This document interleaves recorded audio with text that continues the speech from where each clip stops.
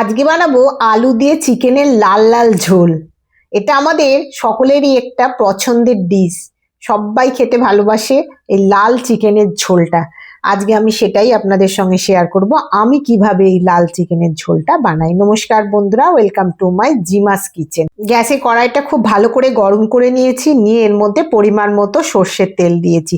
এই চিকেনের ঝোলটা কিন্তু সর্ষের তেলেই খেতে সব থেকে বেশি ভালো লাগে। তেল গরম হয়ে গেছে, আমি 3টে আলু, মিডিয়াম সাইজের আলুকে ভালো করে ধুয়ে কেটে টুকরো করে নিয়েছি। এইবার এই আলুটাকে একটু নাড়াচাড়া করে নিয়ে এর ওপরে একটুখানি হলুদ ছড়িয়ে দেবো। আমি লবণ দিই না, শুধু হলুদ দিয়েই এটাকে একটু নাড়াচাড়া করব। খুব একটা বেশি যে ভাজবো তা কিন্তু নয়। যখন দেখবেন অল্প একটু ভাজা ভাজা মতো হয়ে গেছে, তখন আমি সমস্ত আলুগুলোকে একটা প্লেটের মধ্যে উঠিয়ে নেবো। আর চাইলে এতে আপনারা লবণ দিয়েও ভাজতে পারেন। এইবার যেই তেলটা ছিল তার মধ্যে আমি এখানে 800 গ্রাম চিকেন নিয়েছি। চিকেনটাও আমি তেলের মধ্যে দিয়ে দেবো।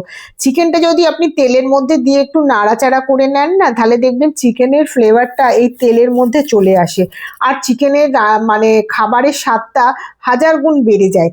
এটা বেশি ভাজবো না। যখনই দেখবেন একটু কালারটা চেঞ্জ হয়েছে নাড়াচাড়া করতে করতে, তখন আমি এগুলোকে তুলে নেবো। কিন্তু ভালো করে একটু নাড়াচাড়া করে নিলাম, যেহেতু লালচে লালচে দেখা যাচ্ছে। বেশি ভাজবো না, হয়ে গেছে আমার চিকেন নাড়াচাড়া করা। এবার আমি এটাকে তুলে নেবো। এবার দেখুন তেল চিকেন থেকেও বেরিয়েছে, প্লাস তেল ছিল। এর মধ্যে দিয়ে দিলাম 2টো তেজপাতা, হাফ টিস্পুন মতো জিরে, 4টে ছোট এলাচ, 4টে লবঙ্গ আর একটু ডালচিনি, আর দিয়ে দিলাম 1 টিস্পুন মতো চিনি। এই তেলের মধ্যে যদি চিনিটা দিয়ে দেন না, এর একটা সুন্দর কালার আসে। এবার যতক্ষণ না মশলার একটা সুন্দর গন্ধ বেরাচ্ছে, আমি এটাকে নাড়াচাড়া করে এখানে আমি 4টে মিডিয়াম সাইজের পেঁয়াজকে কুচি করে রেখেছিলাম, সেই পেঁয়াজের কুচিটাও এর মধ্যে দিয়ে দিলাম। দিয়ে এবার খুব ভালো করে নাড়াচাড়া করব।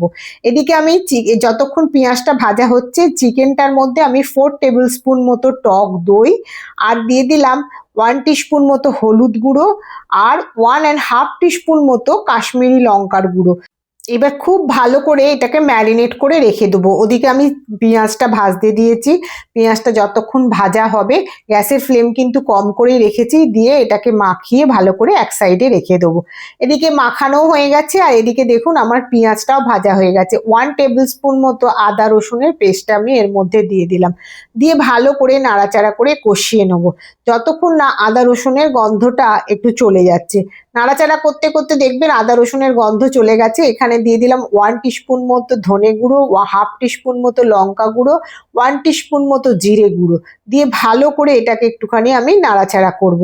যতক্ষণ না মশলাটা কষাচ্ছি ততক্ষণ আমি জল দিইনি। এবার একটুখানি জল দিয়ে দিলাম, বাটিটা ধুয়ে, আদা রসুনের বাটিটা ধুয়ে একটু জল দিয়ে দিলাম, দিয়ে ভালো করে কষাতে থাকবো।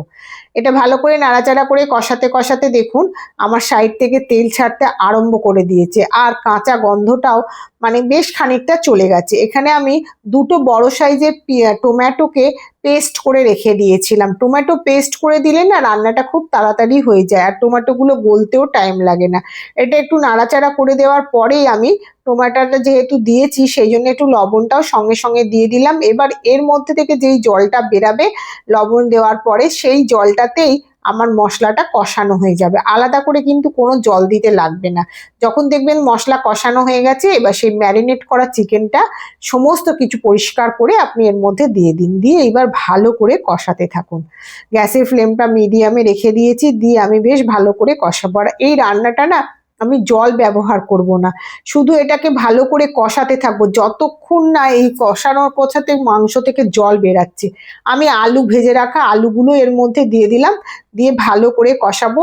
অল্প অল্প করে গ্যাসের মানে ঢাকা দিয়ে দেবো, আর গ্যাসের ফ্লেমটা একটু কমিয়ে দেবো। দেখুন এবার আবার খুলে দেখছি আমার কতটা জল বেরিয়েছে। এইরকম ভাবে আমি বেশ কিছুক্ষণ ধরে গ্যাসের ফ্লেমটাকে একটুখানি কম করে দিয়ে কষাতে থাকবো। এই কষানোটাও কিন্তু অসম্ভব সুন্দর খেতে হয়। আপনারা যদি চান যে এতে জল দিয়ে ঝোল বানাবেন না, তাহলে গ্যাসের ফ্লেমটা কিন্তু একদম কমে রেখে এরকম ভাবে কষিয়ে কষিয়ে রান্না করতে পারেন। আমি আবারও চাপা দিয়ে দিয়েছি, আবারও দেখুন কতটা জল বেরিয়েছে। এইবার আমি বাটিটা ধুয়ে অল্প একটু জল দিচ্ছি, যেহেতু আমি চিকেনের ঝোল বানাবো আর যেটা আমি ভাতের সঙ্গে সার্ভ করব, সেই জন্য আমার একটু ঝোলের প্রয়োজন আছে বলে জল দিলাম। এবারে ভালো করে নাড়াচাড়া করে নিয়ে আবারও আমি বেশ কিছুক্ষণের জন্য এটাকে ঢাকা দিয়ে রাখবো। মিনিট 5 পরে দেখুন আমার মোটামুটি সেদ্ধ হয়ে এসেছে। আর আলু আমি এর মধ্যে দিয়ে দিলাম 1 টিস্পুন মতো গরম মশলা।